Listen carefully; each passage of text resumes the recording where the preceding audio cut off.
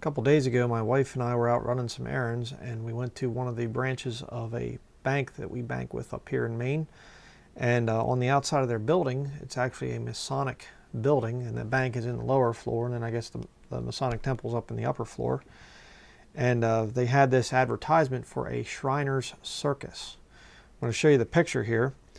You can see there on the door of the bank, you see the Masonic emblem, and right below it, May 7th, 8th, and 9th, is the circus, the Anna Shrine Circus. Now zoom in here to the bottom part. It says proceeds from this circus are for the benefit of Anna Shrine. Then of course payments are not deductible as charitable contributions. See, the Shriners come out as a charitable organization. They build children's hospitals and all this nice, wonderful things, and they drive the little cars in the parades and things. And people say, "Oh, it's just a do-gooders group." No, actually, that's not true. If you want to go to Wikipedia, I have the article printed out here. I'll show it on the overhead camera. Here's an article about the Shriners, and my wife's writing a little bit of notes here, and I was highlighting some things. But this talks about the history of the Shriners, and see if I can find that one part here. Membership. Okay, let me zoom in here so you can see this. Membership. Until 2000, before being eligible for membership in the Shrine, a person had to complete either the Scottish Rite or York Rite degrees of Masonry, but now any Master Mason can join. And so basically anybody who's in the Shrine is not just an entry-level Mason. They are higher-level Masons. And it is a very satanic organization. I mean, we're going to be bringing out some more stuff on the Shriners in the future, but if you really want a good idea of what the Shriners are all about, this book right here I highly recommend. From a former Mason, William Schneblin, Bill Schneblin. He also calls himself Bill Schneblin there. You can find him online. He has a video. It's over here in my video collection. I don't see it right now on the shelf, but it's over there somewhere. But it's on Masonry Beyond the Light, I think it's called. That's the name of the book. I'm not sure what it is, but it's the same thing. Bill Schneblin talking about Masonry, but he gets into the thing of the Shriners. This actually would have more detail on it, on the Shriners. But it's what they would call like kind of an auxiliary to the main Masonic Lodge type of a thing. But the Shriners are very, very bad. And you definitely don't want to be giving your money to them. And chances are if there's a circus in your town, it's probably going to be the Shriners or the Masons that put it on. And again, there's a lot on the whole thing of Masons and the carnival, the whole circus thing. There's a lot of tie-ins there. Definitely some weird stuff that the Lord's showing us right now. And like I said, we're going to be bringing out some more of that in the future. But just let me show you another thing here. Now this is in the town of Holton, up in Ayers-Duke County here in Maine. And right in the middle of the town, there's right beside First National Bank. I'll show you the picture here. Monument Lodge number 96, 3rd floor, 2nd Wednesday, 7:30 p.m. And you see the all-seeing eye there above the Monument Lodge number 96. Up above that, Independent Order of Odd Fellows. You know, again, another fraternal organization, very weird kind of a thing. But this building also houses a very interesting thing. If you saw the picture there of the Masonic building there in Mars Hill, the town of Mars Hill, where the bank is, you know, it's a Masonic lodge, and it has a bank in the basement or in the downstairs. This one here, you can see up top here, the Masonic building, 1918 is when this thing was built. There's a flag there. It's kind of coiled up from the wind. You can't really see it, but the flag is a Masonic flag. But look down below what the thing is. I'll show you another picture here, give you a little bit clearer view of what this thing is. To get to it, the Temple movie theater. We just thought that was kind of funny, kind of appropriate, you know, that you have a Masonic temple housing a movie theater. Yeah, okay.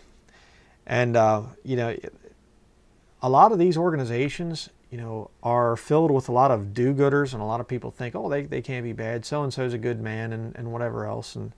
But these guys are very, very deceitful. Very, they'll use a lot of weird little word games. Just tell you a little kind of an interesting story to kind of illustrate my point here. My father-in-law, Lyle Kuchera is his name.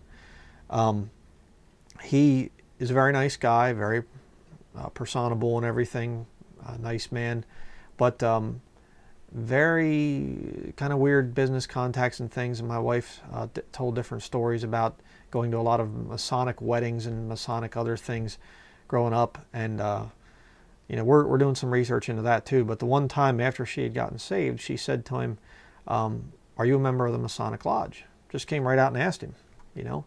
And his reply was, Lutherans are not allowed to be members of the Masonic Lodge. Or Lutherans aren't allowed to be Masons. You know, basically is what he said. That's what you call sophistry. Okay, if you don't know what that word means, you can look it up. Sophistry is basically what politicians use all the time. They answer a question without answering the question. You know, are you a member of the Masonic Lodge? Independent Baptists aren't allowed to be members of the Masonic Lodge.